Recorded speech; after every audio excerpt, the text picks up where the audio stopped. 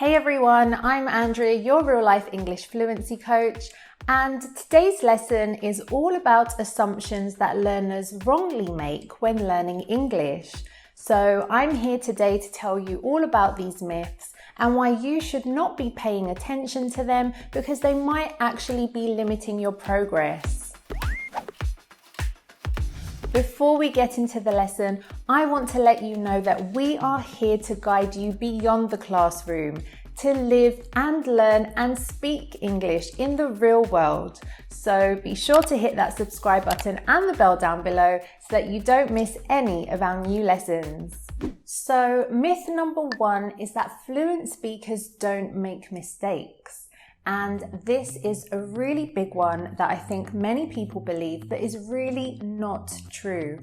Even native speakers make mistakes all the time, and fluent speakers do as well. So you shouldn't be afraid of making mistakes when speaking. In fact, as a language learner, you should be making lots of mistakes and you shouldn't be afraid to. You should actually see these mistakes as incredibly valuable to your learning journey. As a language learner myself, when I make mistakes, those are the ones that I really tend to remember. So if I make a mistake and then I reflect on it, I will work on that so that it doesn't keep happening again. So you need to do the same, and it's really going to help you to progress further. What it's all about is connection over perfection. So you want to be connecting with the person that you're speaking with. You want to be able to communicate your ideas with them, but you don't need to speak perfectly. So my advice to you with this particular myth is to relax and make lots of mistakes. Okay, so myth number 2 is that you must study or live in an English-speaking country. Now, this definitely also is not true as well. You don't need to rely on doing something like this to be able to speak English fluently. Whilst it would be a wonderful experience for sure, and traveling is amazing, it might actually be a lot more difficult now with everything that's going on in the world, but it can also become very expensive. What I would recommend instead is actually maybe planning your own trip that can be a lot cheaper and you can get to travel around and see lots more different places. But you do need to make an effort to actually mix in with locals, because what can tend to happen is that you meet people from your own country and then you just get speaking to them and spending a lot of time with them rather than immersing yourself in the English language. If this isn't an option for you, that's totally fine. We live in the technology age, which is incredible. There are so many resources available to us. There are so many options for you to be practicing your English and to meet like-minded people. I highly recommend that you join an online community where you'll meet people that are learning the English language just like you, and you'll probably find people with similar interests to you as well that you can communicate with and connect with. In fact, our Fluency Circle global community is a great place for this. And one way of doing this is by joining our Fluency Circle global community, which could be a great place for you to start. If you join our Real Life Native Immersion course, you have access to not only a 41-week course that's going to take you on a global adventure of learning English and speaking English in the real world, but you will meet like-minded people where you can practice your English daily.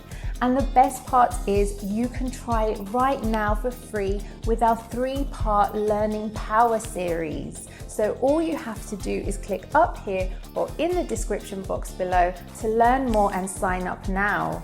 That's a great way for you to join a language community, and I highly recommend it. So my advice to you with this myth is to make English a lifestyle and immerse yourself in the language by doing some of these things, whichever option is available to you. Now, myth number 3 is that you need a certificate or external validation to be fluent. Now, again, this is a really big one and it is not true at all. And that's what I'm here to tell you. So I have many friends who have studied English with a particular institution and they go through all the different certificates that you can get, and they might actually on paper have a really high level of English. But when it comes to speaking, they find that they cannot speak English and they get very frustrated because they find it so difficult to communicate. So it's important to note that this might actually be necessary for you for your studies or for your job, and I completely understand that, and that's where it can be quite useful. But don't rely on this only. You will need to use other methods and to practice speaking English more so that you can become more fluent. Don't just rely on that certificate. On the other hand, I know many people who have never taken any of these tests and are really confident when speaking in English. So it just goes to show you that it's absolutely not necessary. But if you do want to go down that route and get these external validations for whatever reason, maybe you actually really need to, or maybe you just want to mark your progress and know roughly what your level is, that's completely fine. My advice to you is not to rely on it completely and look at other options as well. In fact, Ethan shared some really valuable advice about this also over on our Instagram, so I'll link that in the description box below so that you can check it out after this lesson. Okay, so myth number 4 is that when you're fluent, you understand everyone. Now, again, this is a really big one that many people assume will happen when you are fluent, but it is really not true. As a native, even I don't understand everyone fully. There are certain accents, certain English accents that I have not been exposed to as much, and so sometimes I struggle to fully understand every word, but that's not necessary. It's more important to get an understanding overall of what's being said and not expect to understand every single word. This is a time where survival phrases will really help you. So I highly recommend that when you're learning English, you learn these types of what we call as survival phrases, such as saying things like, "Can you repeat that please?" Or saying, "I didn't quite catch that, can you repeat it?"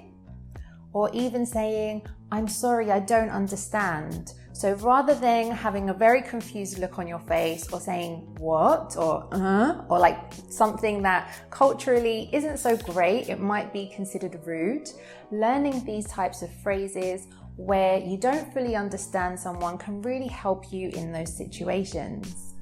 It's great to watch TV series and movies and listen to songs, but don't forget that some of these can be really fast. There's also lots of connected speech and the reduction of words and lots of other things. Sometimes people even mumble. Like, for example, I sometimes find it difficult to understand Ariana Grande because in some of her songs it sounds great, but she's mumbling and I have no idea what she's saying. So if you are watching TV or listening to songs, don't expect to understand 100% of it. Try and listen to it, see what you can understand and keep listening. And the more you do that, I'm sure the more you'll start to understand, but it's not necessary to understand everything. Do remember also that natives miss things too. It's not really important to understand everything. It's about understanding the context. So next time you're watching TV in your own language or listening to a song, really pay attention and think about whether or not you're understanding everything or you're just understanding the context of it. And that's a really great measure so that you can see the difference in your native language and the language that you're learning, English. So my advice to you for this one is don't feel bad if you don't understand everything. Just try and expose yourself to a more diverse range of English accents and media and things to listen to so that you're listening very much to a whole range of things, whether it's TV series, movies, people you're speaking to, or listening to music. Okay, so our fifth and final myth for you today is that fluency is permanent. This really isn't true because lifelong learning demands lifelong habits. So unless you are particularly skilled at learning languages, you're going to have to continue to keep up with it and to keep speaking in English. You don't ever stop. You're going to have to create a structure or habits and really a lifestyle that allows you to keep on learning and to keep on using the language, because if you don't use it, you might lose it. And this is really true and really important to remember. So the most successful learners are the ones that treat it like a craft. So they practice daily in one way or another so that they don't lose their English fluency or their abilities at speaking and communicating effectively with people. In fact, I highly recommend that you check out this lesson with Ethan, where he spoke about ways that you can improve your communication skills in English. So you can click up here or in the description box below to check that out next. So my advice to you with this myth is to use it or lose it, plain and simple. Okay, so now that we've covered these myths about learning English, it's time for you to reflect and think about whether or not you have actually accepted some of these myths. What is your belief system that guides your learning process? Can it be improved in some way? Have you accepted any of these myths in your own learning, or can you think of any others? Let me know in the comments below, because I'd really like to find out how it relates to you as well. And if you'd like to learn more about the myths of English fluency, I highly recommend that you check out our podcast, where Ethan, Justin and I discuss this in more depth as well. So you're going to find some new content there and some new ideas that will probably help you in your English language journey. So I'll put that link in the description box below so you can check that out in your own time as well. And if you haven't seen it already, I highly recommend that you check out this lesson with me on the 7 things not to do when speaking in English. So I'll see you in the next lesson, and I hope you enjoyed this one. Take care, everyone.